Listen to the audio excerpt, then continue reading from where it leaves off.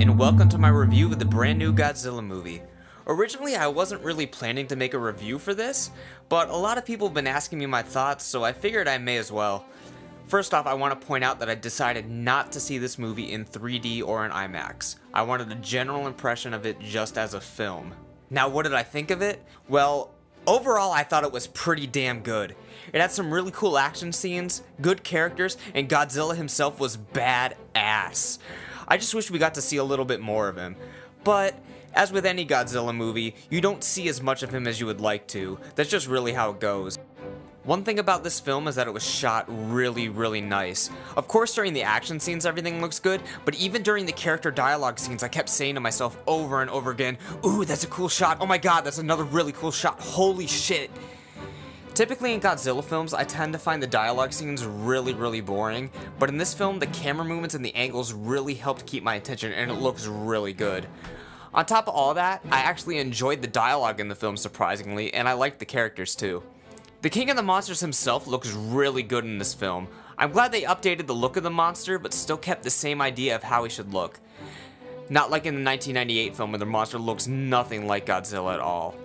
I'm typically not a fan of CG, but here it does its job nicely and it looks great. Now from this point on, I'm going to be giving away some minor spoilers, so if you haven't seen the film, then go see it.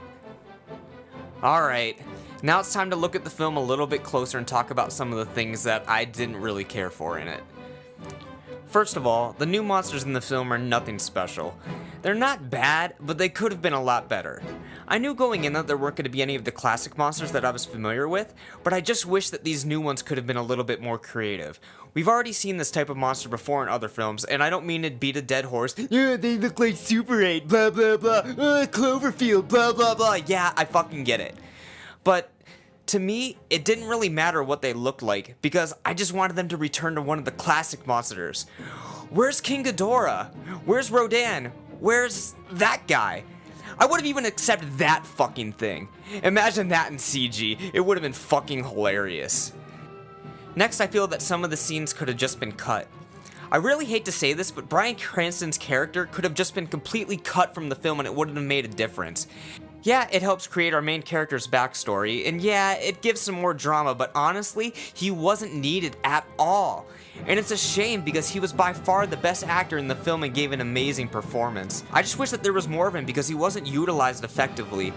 You could have just started the film saying, hey, this scientist guy knows about monsters, and had Ford Brody be a military man who just gets roped into everything because of his job. You didn't need to see his mom dying, and you didn't need to see his dad dying. You could have easily just made the focus of the film be about trying to get Ford Brody back to his family. All the backstory scenes are just part of many scenes in this film that were unnecessary to the plot. I'm sorry to say this, but Bryan Cranston was just there for box office dollars, and he did his job. And it's really a shame. Another thing that bothered me that is really ridiculous and doesn't matter at all is the location changes. Not necessarily that this is a bad thing, but you don't need to show the title of your location every single fucking time you switch. It was absurd how many times the title would pop up and say where the scene was located. Sometimes it just isn't extremely necessary to know where exactly the army is getting ready or where the specific dialogue scene is taking place. It should only matter if it is direly important to the plot. Also, if your character has dialogue that's saying, hey honey, I'm gonna be in Hawaii, and the next scene shows a bunch of people in Hawaiian shirts with fucking flowers around their neck, why in the holy mother of fuck do you need to put a title on the screen that says it's in Hawaii? The audience isn't that stupid, guys. Again, it's just a really nitpicky thing and it's really pointless, but I thought it was kind of annoying. I hope you enjoyed my review of Godzilla. If you get a chance, go see the film. It's a really good one if you're into that sort of thing. A few minor problems, but it was overall a really good experience and I'm glad I saw it.